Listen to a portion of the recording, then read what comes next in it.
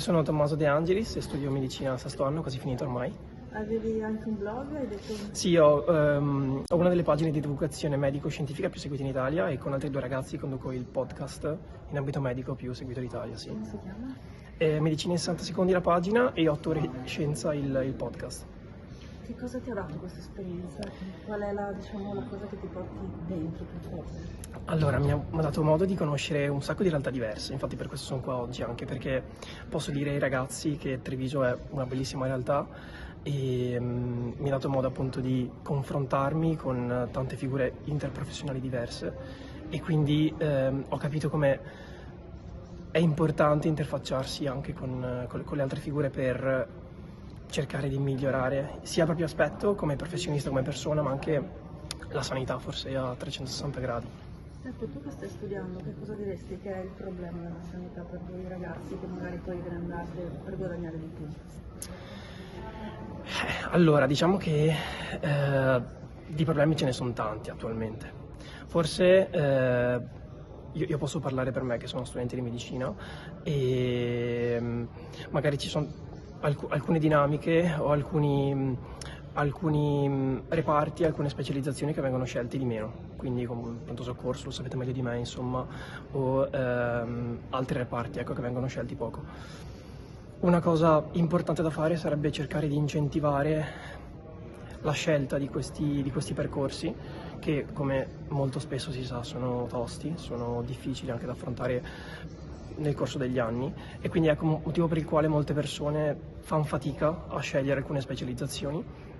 Quindi si dovrebbe cercare secondo me di incentivare la scelta di intraprendere alcune specializzazioni piuttosto che altre. Questo sicuramente potrebbe dare una mano alla sanità in generale.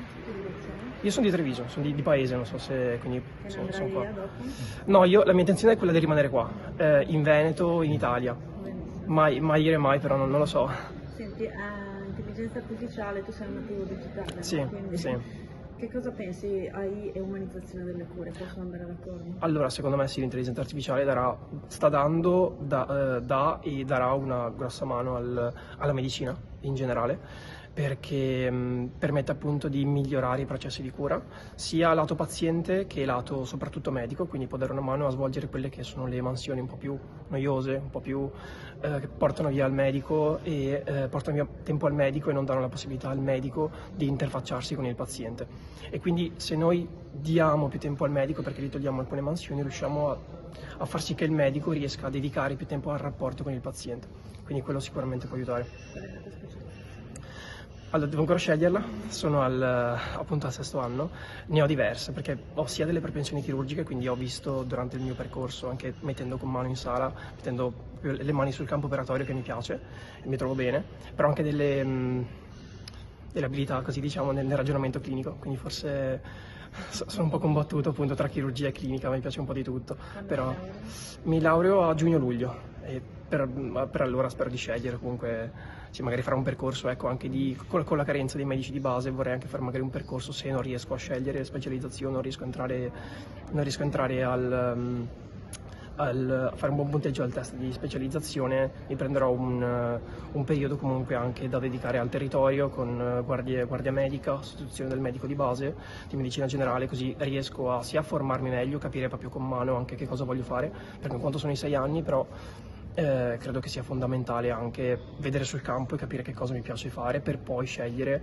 con ancora maggiore consapevolezza. Intanto la medicina è bella, cioè io parlo della mia esperienza dei 6 anni e a me ha dato tanto la medicina, cioè, c'è poco da dire sia a livello appunto personale che professionale. È un percorso lungo, difficile, impegnativo, che ti toglie tanto però ti dà anche tanto e te ne rendi conto quando ti dà quelle piccole gioie, soddisfazioni personali. Recentemente ho fatto un tirocinio in cui ho dato una mano a dei chirurghi a far nascere un bambino e ti rendi conto che sì, diceva prima i soldi, la soddisfazione, la qualità di vita, però e quello è importante, è fondamentale, su quello dobbiamo lavorare, però c'è anche tanta soddisfazione umana forse e ti fa capire che le cose importanti della vita forse sono altre. E quello credo sia stato uno dei momenti più belli del mio percorso dei 6 anni, al di là degli esami, dei voti, delle soddisfazioni, dei complimenti, però vedere questo bambino che piange tra le mani della dottoressa, ti ho dato una mano, ma non hai fatto niente di che per carità, però hai dato una mano a tamponare qualcosa, Ti dà una soddisfazione, vedere la mamma contenta, dici ok, ho fatto.